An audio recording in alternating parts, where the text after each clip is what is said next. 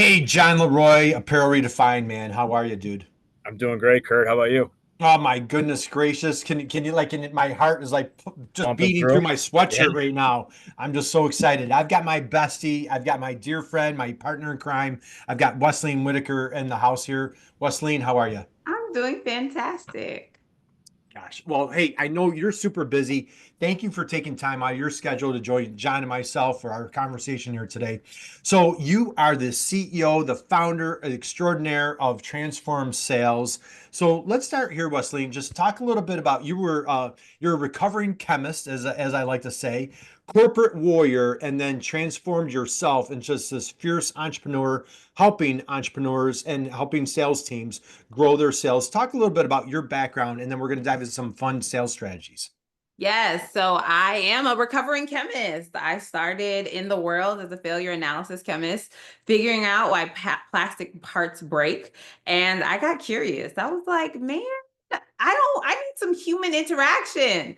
So I stepped into sales. And when I got into sales, I finally figured out what I wanted to be when I grew up. And I loved it. And that love helped me propel from being an individual salesperson to an international sales leader. And as an international sales leader, I was brought in to fix a team that was really struggling. And once everything got together, like they were selling, all the processes were in place, I got bored. So I said I could go do this for another company, or maybe I'll bet on myself and see if I can do this for a lot of different companies. And I bet it on myself. 6.5 years later, I'm still out here working with organizations, fixing their broken sales processes and upskilling their salespeople. Well, I love that. Good description of transform sales. And so I've had the honor and privilege of working with you for a number of years now. So I've had a front row seat of watching you grow your business. So you practice what you preach. Let's run through. You and I have a fun little shtick on some basic 101. So for our entrepreneur friends out there that are maybe starting their sales journey, starting their entrepreneurial journey, maybe they're like very artistic, very creative, and they've come up with a really cool line, but maybe sales is not their shtick. Let's dive into some like sales basics, some 101 for our friends out there. What are some sales tips that you want to pass along? So if you sell to everyone, you sell to no one. And what that means is you have to be laser focused on who you serve and what product or service you give them. And another phrase that I would like to say is there are riches in the niches. So a lot of times people feel like if I get too laser focused on just one type of person or one client, then I'm missing the whole wide world. And the key is you want to be the biggest fish in the smallest pond. You want to be the partner for this industry and this product. That is the goal that you want to drive for people. You need to become synonymous with the product, right? So for me, I'm very much an Apple user. I've had Apple iPhones for probably 15 years. And so for me, when I think about technology, I think about Apple. I just go to the Apple store. I don't even search I don't search online, right? And that's what you want your customers to do. You want to build that loyalty within them so that they're coming to you and they also have language to say, you do this thing. Like I know if I have a client that has trouble with e-commerce and manufacturing, Kurt Anderson is my person because he's so laser focused on that thing. That's excellent. So I want to dive in another step further there. And one thing that you've done a great job, taught a few things that you've taught me is number one, when you try to be everything to everybody, you are Nothing to nobody. nothing to nobody. So I want to just like really bring that home. And again, like even at my age and stage of my career, I still fall into that trap of like, hey, let's serve these folks. So staying in that laser focus. Another thing is, so many of us are like, hey, who do you target? Well, I'm targeting, operation folks or HR. You do a great job and you've really educated me on it. We're not targeting a position. Who are we targeting? Yeah, so you're targeting the persona. And oftentimes, especially as entrepreneurs, you want to go to other founders, you want to go to the C-suite. They don't have time for you. Like, they're not going to answer your emails, they're not going to answer your phone calls, they probably aren't going to take your meetings. So you have to think who is the person within the organization with the biggest problem that I can solve, right? And so if I sell, let's say I sell I don't know, outsourced HR solutions. So I'm thinking about my target company. Who within that company is feeling the burn of not having HR support? Maybe an HR generalist. The director of HR is just delegating all the work out to everybody else. They don't care how it gets done. They don't need your fancy software. They don't care about that. So think about the person on the totem pole that has the problems, and they have the problems and they don't typically hold the authority for the budget. But the key is they can go get the right people on the team to sign off on the purchase order, to sign the contract. So when you shift the way you sell to who has problems, who has the issues, and who has time to solve the problems, who really wants to lean into that, that is really how you start building out a sales pipeline that is repeatable, that you're able to tap into, have short, middle, and long-term opportunities. Yeah, absolutely love that. John, let's get you on stage here. What are your thoughts as what our expert, is this just fire or what, man? It is fire because I mean, I agree with you, and I feel like your personality precedes you, and I feel like you now then have to sell or train the person that you are contacting on how to sell that to the decision maker, right? And Absolutely. the bigger the organization gets, the longer that sales process can take. Yeah. I Yeah. have a name for that person. I call them your internal champion. Okay. So your Okay. internal champion, that is the person. And what you said is right, John. You have to give them the words. Mhm. You need to have them, because they can get time on the CEO's calendar. They can Sure. get time on the VP of operations calendar because they're internal. And Mhm. so they can put a 30-minute meeting on that calendar and say, hey, I've been having this challenge and I want to talk to you through some solutions. And so it's your job as the entrepreneur, as a salesperson, to understand, okay, so you told me what your problems are. Now tell me, what does a VP of operations need to hear to convince him to take a meeting with me? What are the things? And then you build that dialogue. So they literally have to sell you. My favorite example of an internal champion was a lady who was a VP of she was a VP of talent development. She texted me one day and she said, hey, Wesleyne, I just got off a flight from LA back to Phoenix, and I was sitting next to this person, and he's a sales director at another company. So for half of the flight, we talked about all the things that you did for us, and he wants to talk to you too. That is what you need. That is how you build a team of people. Like, she's sitting on a flight and she's talking about me because she knows the problems that I help her solve. And she also knows my ICP. So that's what you have to do with that internal champion. Yeah. That's awesome. Yeah, and especially in the apparel space, John, just think of like how many folks are targeting bigger corporations or, a school, government agencies where there's different layers, there's committees. And Wesleyne, I love, like you and I think we've even used the word like that Trojan horse. Like, how do you get, somebody needs to get inside the organization to be that internal raving fan. So let's talk a little bit about, and please, share any other tips, strategies, but let's talk a little bit about marketing. Okay. So I would love for our friends out there, connect with Wesleyne Whittaker on LinkedIn. You'll thank us later. She is a woman of integrity, just a fierce educator, great comments on a consistent basis with high-level sales strategies. Wesleyne, talk a little bit to our friends out there about like educating and how they can come out to like, how do you start building those relationships from an online standpoint?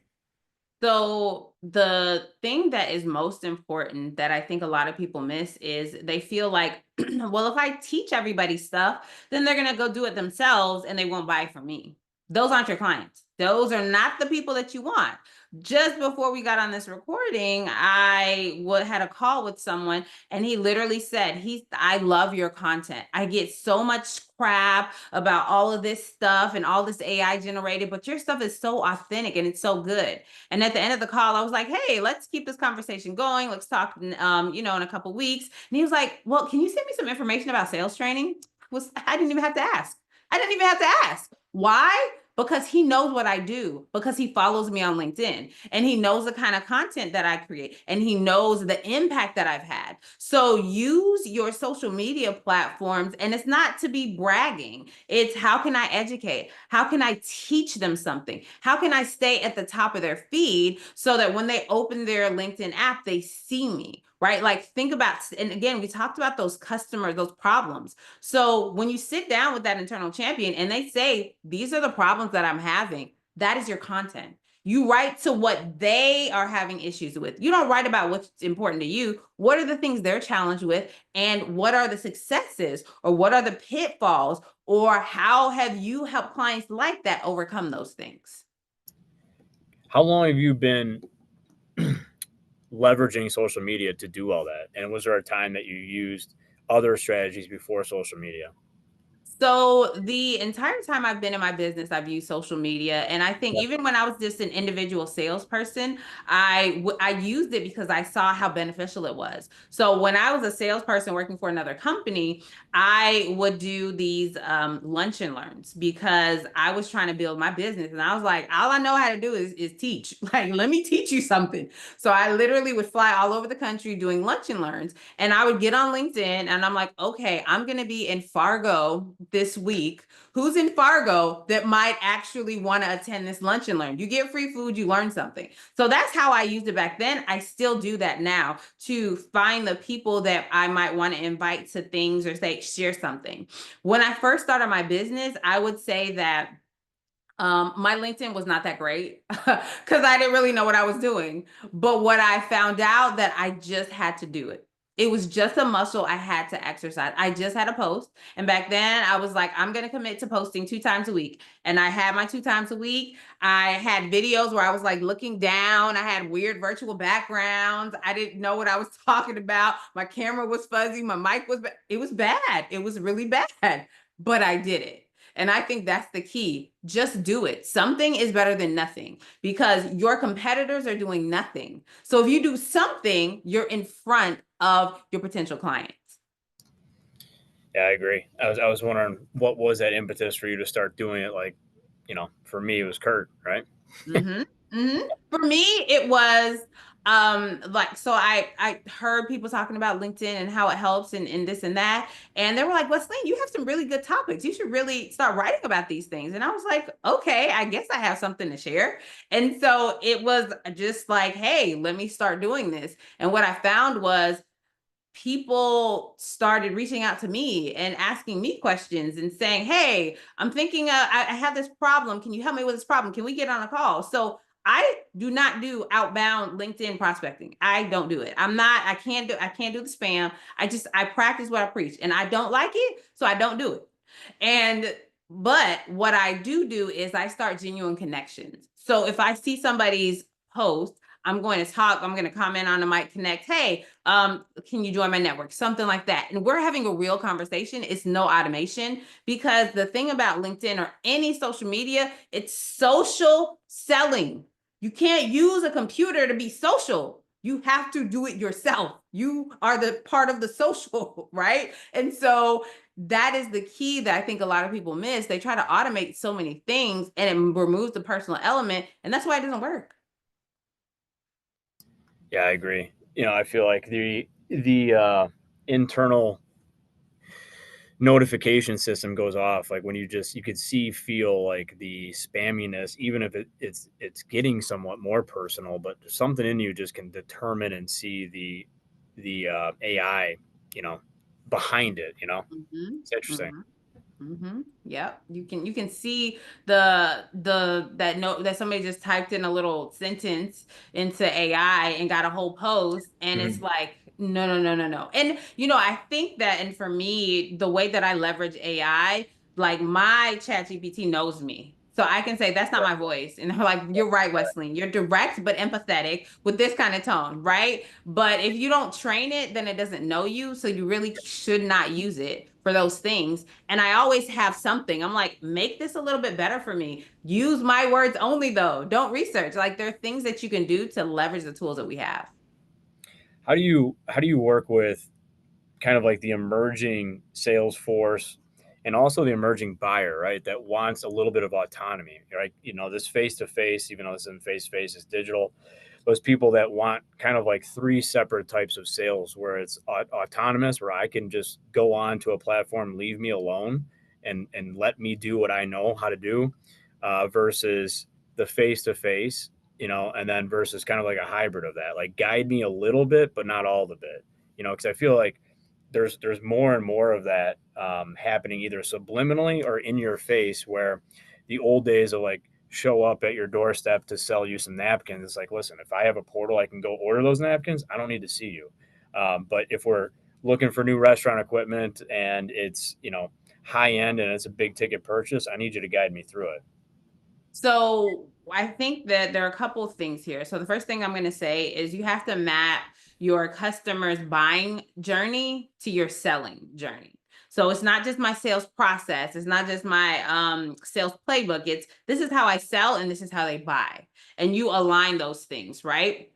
And I think it's important to realize that whether somebody wants to see you or not, you have to touch someone at least 10 times before they are in the bag, if you will, right? So if that's showing up, maybe that's, here, I have this wonderful cup and I decided to make you a cup that has your personal emblem on it. Somebody literally made me a cup because I call myself a purple unicorn. So it literally was a cup and it had a purple unicorn on it. And I was like, oh my gosh, this is so cool. And so what did that do? It solidified, oh, he can make really cool stuff just on a whim. So the question you ask yourself is, how can I bring them value? So can I send them a checklist with, for me, like 10 sales habits that you need to employ daily, right? So I'm not asking for anything from them, but I'm just saying, here are 10 checklists. I'm inviting them to a webinar. I say, hey, I wrote this cool post and I thought you might be of interest to it. The key is you're not pushing, you're not selling, you're serving, you're educating, you're moving them along their journey, because we have to understand that the first step is their awareness. Once they become aware of you, then they have to build trust. And that's that asynchronous part that in today's digital world, that trust building is very much, they do it themselves. So how can I add value to them to build that trust? So when, like the call I mentioned, it's like, can you send me something about sales training? Never one time in the call did I even mention sales training. But the trust that I built up, he knew, like, she can do this for me and we need this. So that, I think, is the key. And it's also understanding how your ideal client consumes information. Because if you're selling to engineers, they're probably never going to want to talk to you ever. They want emails, right? I sent an email, it's an existing client, but her background is in accounting. She likes words. If I sent the same email to somebody in marketing, I would have recorded a video. It's not about how I like to communicate, it's how they like to communicate, right? And I think that's really key. Communicate in the way they like to communicate. Great stuff. Yeah, dude. Yeah, we got it. Everybody needs a little bit of Wesleyne in their life to get fired up. So, John, I'm going to show the power of since we're talking about LinkedIn. I'm going to show you. And Wesleyne was talking about she doesn't do a lot of outbound, but she loves connecting. Wesleyne, if you don't mind, I'm going to share the story of when you and I connected. And John, this is hysterical, right? So I'm going to show you. So I'm going underneath the hood. So this is mine and Wesleyne's, and this gentleman here on the far left was a mutual friend. I've known him for years. He had just met Wesleyne somewhat recent, and he's the master connector. I don't know anybody that's a better connector than this guy. He drops me a note. Hey, Kurt, I want to introduce you to Wesleyne. She does a podcast, blah, blah, blah. I'll leave it to you two to discuss. Now, here's a couple things that I want to hit.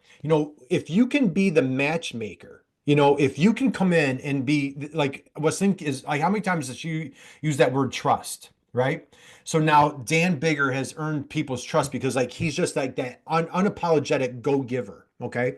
So when he says, like, you need to meet this person, guess what? Like, I'm meeting that person. And thankfully Wesleyne did as well. So she comes in, hey, Wesleyne, fantastic profile, blah, blah, blah. Now check this out. She says, girl dad, that's the first thing on my profile. That's like the number, like when you meet me, that's the first thing in my life is I'm a girl dad. I love it. I'm a boy mom. So now she's establishing a mutual bond and a connection between us. Okay. So now we come back. I would love to continue our conversation. This was after we talked. Like, we were like total soulmates right on the first conversation, right? She says, I would love to have another conversation. We have a lot to talk about. Wesleyne, anything that you want to add here so far?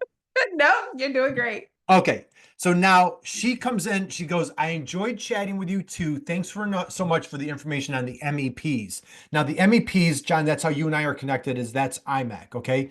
These are the manufacturing extension partnerships. This is a massive organization that helps manufacturers throughout the United States. They're in all 50 states. There's 1,300 employees, just a wonderful organization. John, what would you say about IMAC and the MEPs? That's been a friend to you, right? Absolutely. I feel like especially here in Illinois, there's a negative connotation on the government, and especially in Cook County. And it was a welcomed breath of fresh air to see an organization that really like does what they say, right? You see, you turn on TV, especially during political cycles and election time, we're doing this for small business, we're doing this. And it's like, okay, how do you access it? Who can you talk to?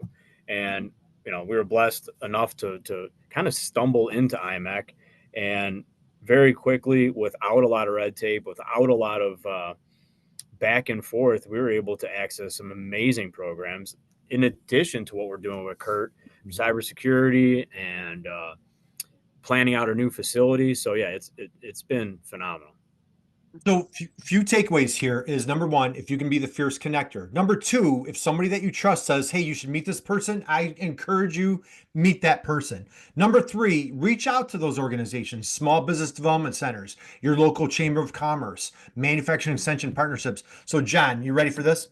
So the manufacturing extension partnership, 50 states, 1,300 employees nationwide, they have an annual conference every year. Okay. In 2023, the conference was held in Buffalo. Guess who was the keynote speaker? I'm guessing you. Yeah.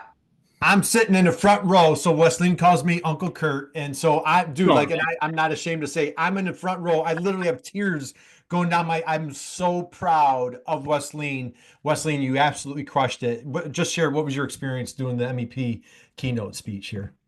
I mean, it was fantastic. And I would say that, just looking at those dates, that was 2 years later. So the power of knowing, again, I know who my audience is and I know what I'm really good at, and I'm able to translate that very well. So when the opportunity came for the MEP's keynote, it was easy, right? It was easy because I'd already built trust with so many people across the MEP network. And so a lot of times what happens is we're very short-sighted, and we'll do a little bit of something and we're like, oh, that didn't work, I'm going to stop. But you have to keep planting seeds, and you have to keep nurturing relationships, because you don't know when something is going to come out. I closed the deal last month for someone that I've been having conversations with for 3 years. And 10 minutes into the call, they were like, I don't need to hear anymore. Just send me the contract. Right. But it wasn't 10 minutes in a call. It was 3 years of building a relationship. So you have to remember that sales isn't always quick, and you really have to invest time and energy into the right kinds of relationships so that you can ensure that you're getting something out on the other side. Yeah, I love that because John, like in the apparel space, like you always say, it's like you're not selling, it's not just a piece of clothing, right? John, what do you call it, right? Selling a memory. Yeah. Selling memories, right? It's the Memory brand didn't even promise. happen yet. Say that again. Most of the time you're selling a memory it didn't even happen yet. It's like when they're getting their shirt and we're making it, that event or that specific time and place hasn't happened, but when it does, you have a special part in it, right? And that's one of the things that we coach up our entire staff, especially young people that come in. And we work with a lot of high schools, we work with a lot of partners of IMAC, right, where you have kids that come in that maybe come from troubled backgrounds or do come from troubled backgrounds, and introducing them to a manufacturing setting where they can make a career and it's not just a job. And you look at a manufacturing setting, and there are let's not hide it, there are repetitive processes that happen. But if you can tie, and it's not just words, right, there's actual meaning behind it. I'm like, if you think back to some of your best memories in high school, grade school, whatever, I guarantee you can remember what you were wearing, right? And they're like, oh my God. I'm like, now you have a hand in that. When that kid at a freshman baseball team gets called up to varsity and he holds up that varsity jersey, or the coach gives him that varsity jersey, that memory is etched in his memory forever. And it's special. And you know that you had a part. You sewed that letter, or you printed that number, or you folded it and put it in a bag. Like, that's special. And you can turn on TV and you see on Saturdays your work, or you walk down the street and you go to a restaurant, I printed that. So, right, it goes from like their eyes are kind of sunk back in their head, or like, I got to do this now, and it's like, I got to go to work, and it's like, yeah, but then it's like, oh my god, it kind of opens up their eyes into how much more of an impact they actually have, not just internally but externally as well. That's good. Yeah, good stuff there. So, all right, let's talk about brand promise. That's a line, John, that you introduced to me. Absolutely love that line. And so, Wesleyne, you do an amazing job. As a matter of fact, and I know you're super busy, but I'm going to pull up your LinkedIn profile in a minute here. But just talk a little bit, like when you're working, like as you're building your company, as you're working with your clients, you're a woman of integrity, you're a woman of trust, you're just a fierce, just so dedicated to your clients. Just talk a little bit about the brand promise for you at Transform Sales and how you bring that to your clients as they're trying to exude that trust when you're building up their sales teams. So I don't know if I have a nice, eloquent brand promise like John, but as you were talking through brand promises, what really popped into my brain is I won't take people's money if I don't believe in their transformation. So there are a lot of sales companies, sales strategy companies, they'll just take money and they'll say, oh, this is fine. Yeah. There are specific instances that I can point to. One, I remember doing a training for a company that sold garbage trucks. And after the training, I was in a tiny town in Tennessee. After the training, I sat down with the director of sales and he said, okay, so what are the next steps? What does the coaching program look like? And I said, you should not invest in this team because they're not going to help you achieve your goals. And he looked at me and said, what? I was like, this is not the team that's going to help you get there. They'll maintain the business, but they're not going to grow. And so I'm not going to take your money because what's going to happen is you're going to be frustrated and you're not going to see the growth. And I already see that here. So for us, for me, it's really important that when we work with clients, I ensure that they're the right fit for us. I move really, really quick. Just as fast as I'm talking now, that's how fast I'm moving when I'm teaching, I'm training. And so if your reps, if you as an entrepreneur, if you as a business owner don't have the propensity to change, if every suggestion I give you, you say, but no, I don't want to do this, but we're not the right fit. And I'm okay with that. And I think that knowing that for me, I firmly believe all business is not good business. I've walked away. I've said no to people. I was going through a contract negotiation with a company and I said, actually, I'm going to have to walk away from this. And she was like, what? We spent all weekend marking this up. I said, the way you mark this contract up, I'm not trying to work with you because this is going to be a disaster. Every small little word. So I pay attention during the sales process to really gauge, is this somebody that I want to work with? And I'll say that I don't take it for granted that I'm at a stage of my business where I can do that now. I wasn't always able to do that because I had bills to pay. So one of the things that I encourage entrepreneurs to do is really understand early what good business for you looks like. Because if you understand the kind of people you like to work with, the kind of projects you like to execute, the kind of environment that you want to create, it makes your whole company better because your employees aren't stressed out. You love coming to work. They love coming to work and your customers feel delighted. They feel the positive energy from everybody within the organization. It is transformative, but I'm glad you said what you said because I feel like there's not many people that have that opportunity in an entrepreneur journey to start out like that, right? I think you go from saying yes less, and learn how to say no, right? And it's like it takes time, especially in a production in manufacturing, right? You have this talented staff, you create this beast because you want more volume. You got to feed the beast, right? So you get in this trap of saying yes, and it takes time to say yes less, and then say no. And it's difficult, but you're right. It's like you start seeing people like, why are we taking this job? Why is this a restaurant? Is this guy coming back? Is she coming back? So, and I feel like once your team can buy into that and understand who is your right client, why have we niched down here? Does it make sense? And then you get other people other than yourself like, hey, this isn't the person that meets what we're trying to do and we're saying that we're doing. Why are we taking it on from them? You know, so it's interesting. But yeah, you see that transformation across the entire industry if you have the right people. But quick question back to when you were with the garbage truck company. How long did it take you to realize like not going to work here? Like, was that like you just couple questions, got some resistance, and you're like, I can't change these people? So it was a day Or and a that's half. not that you can't change them; they didn't want to be changed. So it was a day and a half training, and I'm a really good judge of people. And I would say probably around 3 to 4 hours in, that's when I could see, I was like, yeah, this isn't gonna work. And it always, the telling sign is when I start pushing them out of their comfort zone. And I'm like, okay, so you guys need to get out of the office more and stop seeing the same people for this particular company. You guys are just going to see the same people all the time. And that's not going to work anymore. Let's build this prospecting plan. Oh my goodness, the uproar, the pushback, the what? I don't have time. We have this. So I literally had to pause the training. I paused the training. I said, so let's take a commercial break. Your leadership team is in here. Why don't we openly share the challenges that you're having internally that are preventing you from selling?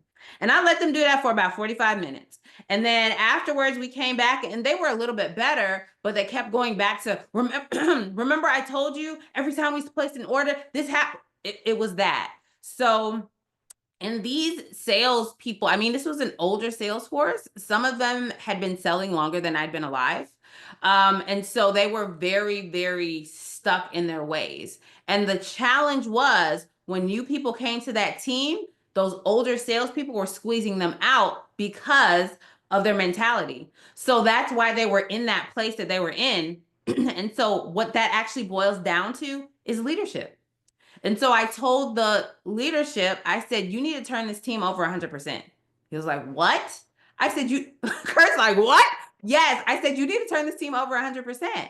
And he wasn't willing to do it. He wasn't even willing to say, okay, are there some people that are redeemable? And so I have the actual, this is what I experienced in the sales training. And here's the data, because I do assessments and evaluations on every team that I train. And I said, the data matches this. They're a very weak sales force and you need to grow this. I think it was like 30% over the next 2 years. I'm like, come on, guys. So anyhow, yeah. Amazing. Yeah.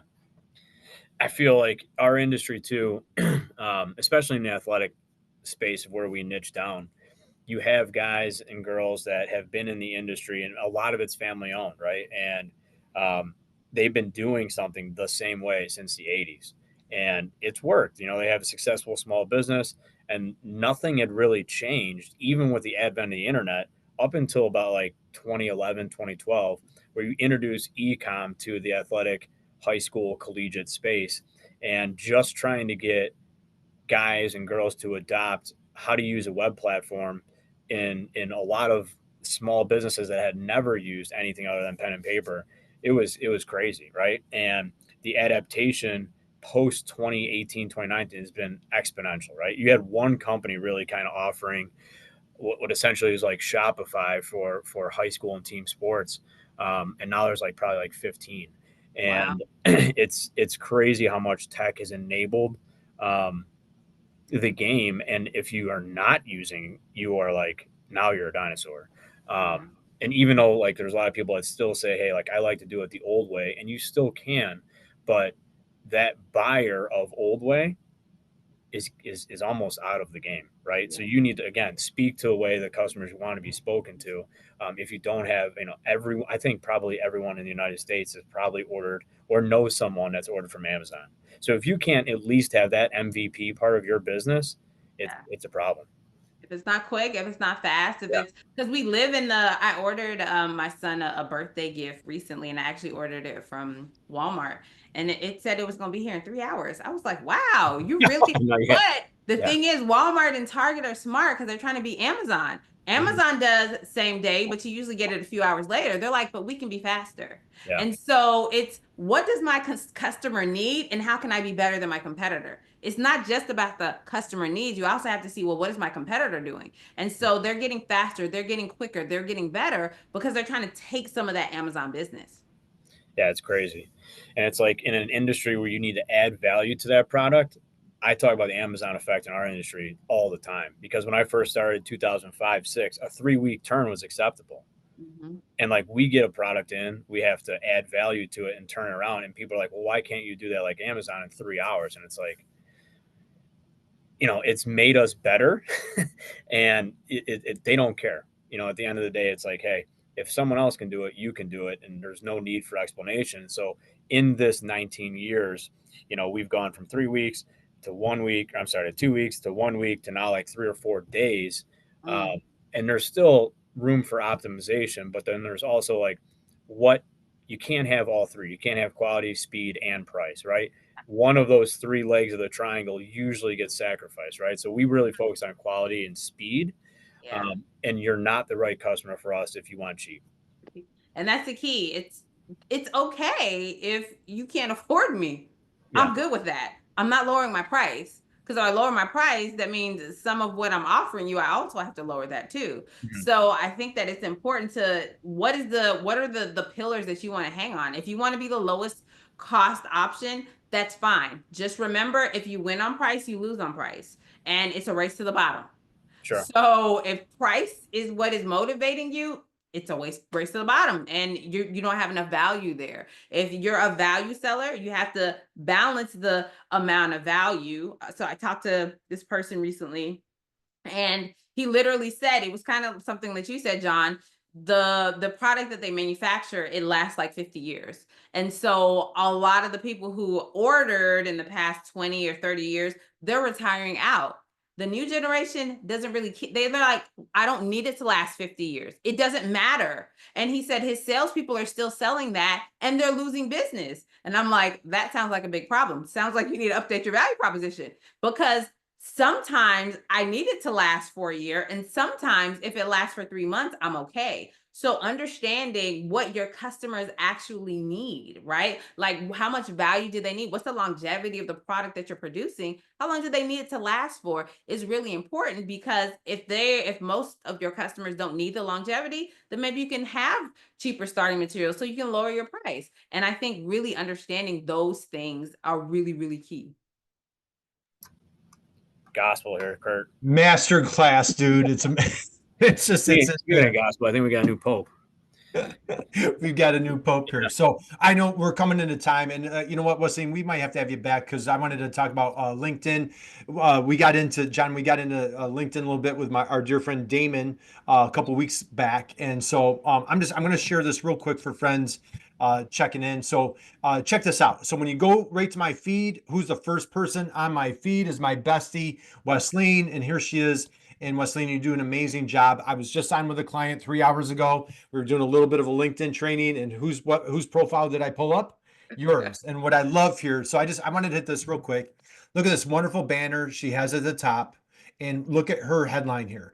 I help field sales teams generate predictable revenue without random acts of selling. I mean, very specific, very concise. This is my superpower. This is what I do. You come down here, and she has a wonderful about section. So Wesley, we'll have you back, because I know you guys are busy. We need to wrap up, but anyway, let me come back to you here. John, thoughts, comments? I know we need to wind down. I have one last question for Wesleyne, but what are your thoughts, comments as we're winding down our conversation here? I have a question for Wesleyne, if that's okay. Please. So you work with companies all sizes. You've been doing this for a long time. When companies talk about, like, you said at least 10 touch points, right? And I feel like most people now are leaning more into a digital touch point, more than, old school face to face. But again, understanding where that client wants to be spoken to and how they want to be spoken to. How much do you see brand recognition, brand prominence? Because when we talk about our industry and we talk to certain companies, like, hey, I don't have the budget of Oracle, right? What can I do to compete in the software space if I can't put a Super Bowl ad out, right? And it's like, again, we go back to that brand promise. But how much do you see people using merch or branded apparel, promotional type items as part of their marketing strategy or their outreach strategy? And do you see it still being effective? I don't think people do it enough. I'm not that old, but I feel a little bit old, because I still think that there is so much value in somebody getting something in the mail, because they just get so much junk, which most of your mail is junk mail. And so a handwritten note a koozie, or hey, I noticed on your LinkedIn that you're an Ohio State fan. I wanted to send this to you, right? So, and having your business card in there or something like that, because like if I'm sitting here looking at my desk right now, if somebody sent me something that sat at my desk and I saw it every day, and I'm like, I need that person. Maybe not today, but in 3 months when I look at it, I need them. And so we think about our 10 touch point. You really want to be very strategic with how you're using merch, right? And I think you got to be really creative. You really have to get different. Like some really cool things that I've seen before, like somebody who has might read a really cool book that they enjoy, right? So let's say you're reading a book that you enjoy, and you have a very select number of people. Maybe it's 10 people. Could be like 10 people. What you should do is open the book up to a spot that you found really cool. Don't write in people's books because some people are weird. Put a sticky note and then have a bookmark with your company's information right there. What is that going to do? Shows I know that's who you are. I know that you value reading. I know that this is a problem that you have that may be interesting to you. And then my company, that bookmark is just sitting there. And that doesn't cost a lot, right? Yes, you buy the book, you have to pay for the shipping, but printing up a whole bunch of bookmarks, that doesn't cost a whole lot. So when you think about it like that, be creative. And that's why it's so important to step into the mind of your prospect. What do they enjoy? Is it, I know they like golfing. Let me send them a set of golf balls. Whatever it is, think about what is important to them. Yeah, it's crazy. I mean, I won a couple really big accounts. When I used to have a partner, thought I was crazy, but this was like when podcast worlds were just starting to explode, like 16, 17. And I would just, people I wanted to do business with, I'd listen to a podcast, right? And this one customer, Kurt, we had him on, Brian Slater. He was on a real estate podcast because he was the number one moving company in the city of Chicago. And he said one of the guys that was on the podcast, he had 3 questions, like hot round, whatever, like, who's your hero? Who's this? Who's this? If you had one superpower, what would it be? And is the movie Short Circuit. And he talked about being able to, like, just look at a book and download it instead of having to read it, right? Like, that's the superpower you'd want. I'm like, that's really good.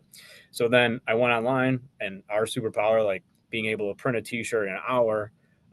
We printed a t-shirt of Short Circuit, my favorite superpower. This is that. I sent it to him, and he's doing a ton of business with a different company. And he got the box, opened it up, called me. He's like, this is incredible, and it literally took an hour and a half. And it was just a certain touch point that he's like, someone cared enough to pay attention to this, and it resonated with me. And we do that a lot. And I don't have 100% success rate on it, but pretty, definitely over 50. And Yeah. it works. Yeah. Yeah. And if you think about the return on that investment, if you spend that amount of money in ads, Oh, God. the return on your investment is not going to be a 50% conversion rate, right? And so it's that personalization, it's the extra step, because most people aren't doing it. Yeah. Yeah. Petra Beck David, you ever follow him? Yeah. Yep. So one of his things was, when he was early on in his selling days, he would mail one shoe to a prospective client. And he's like, I got my foot in the door, and it's like pretty crazy. Like, it's like stupid stuff like that. But again, the other guy from RPM Chicago, I forgot his name, but he would, he'd email, or he'd put a package together of glasses and a pencil. And he's like, I encourage you to take a sharper look at my proposal. And, just really creative things that there's really no end to what you can do. Yeah. That's awesome. Yeah. So, okay, I know we're at time. And so, John, what a master class. This is just such a gift. So, Wesleyne, any parting thoughts, words of wisdom that you want to share as we close out? Yes. So sales feels scary to many entrepreneurs, many people who have to sell. And my advice to you is you must do something.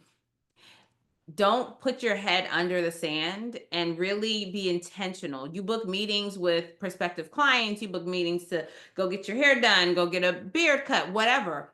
Put a sales block on your calendar. Be intentional about it. So do your outreach then. Really be focused on your top of the funnel growth. And remember that good close rates, good conversion rates are like in the 33%. Having 100% close rate means that you are not going after enough risky business. Having anything under 30% means that you need to tighten up something in your sales process or sales pipeline. But target 33%. Get out there, talk to people, lose some deals, win some deals, and really refine and tighten it up as you go. Awesome. All right, Wesleyne, thank you. Thank you. John and I appreciate you so much. What a masterclass. For our friends out there, if you came into this late, man, go back to the beginning, catch this entire thing, because you too will take your business to a new level. So, all right, we will catch you next time with another. I don't know if we'll top this one, John, but we're certainly going to keep trying, man. So, thank you, Wesleyne. We appreciate you. Again, connect with Wesleyne Whittaker on LinkedIn. We'll have her website, all of her socials in the show notes down below, and we will catch you next time.